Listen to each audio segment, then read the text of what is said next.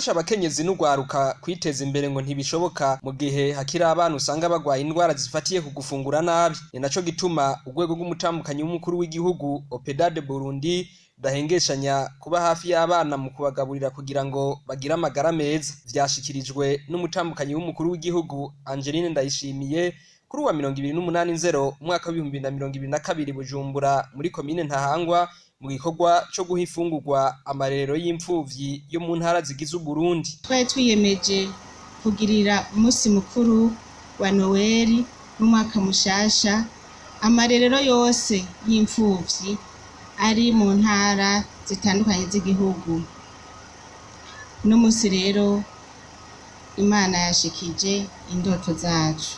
Uyu munsi rero OPDAD Burundi ifadikanije na Fondation Umugiraneza bari baramutse batanga ibifungurwa bigizwe n'ifu y'ibigori, isukari, ubuyi n'ibindi kugira ngo bashitse igikorwa biyemeje cyo kugirira umunsi mukuru wa Noel n'umwaka mushasha abana b'imfuvyi bari mu barerero ku ntara imwe batoye irerero rimwe rimwe. OPDAD Burundi yihaye ihangiro yo gufasha mu guteza imbere abana b'ugwaruka ndetse n'abakenyezi mu Burundi.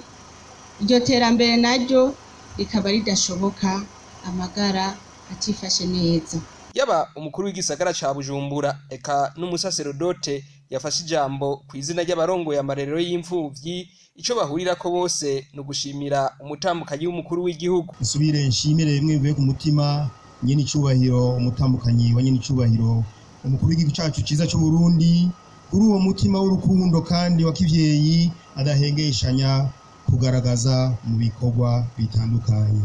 Mukama abakomeze abahezagire muri ico gikorwa mwatanguye kugira ngo imfuvyi eka nabo bose batishoboye babandanye bagira ubuzima kuko nabo nyene ari biremwa vy'Imana kandi Imana ibakunda.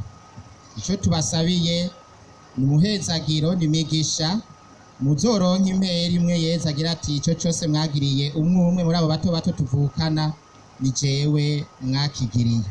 None rero n'uyo muhezagiro tubashikirije kandi twipfuza ko Mukama yobakomeza kabakingira mu ntambwe zanyu zose kugira ngo ibi bikorwa mwihaye mubishikeko kandi vyame biranguka neza. Umutambukanyi w'umukuru w'igihugu yashimiye abafasha muri iyo migambi nka PAM, UNICEF n'ishirahamwe mpuzamakungu rijejwe amagara y'abantu ku isi OMS.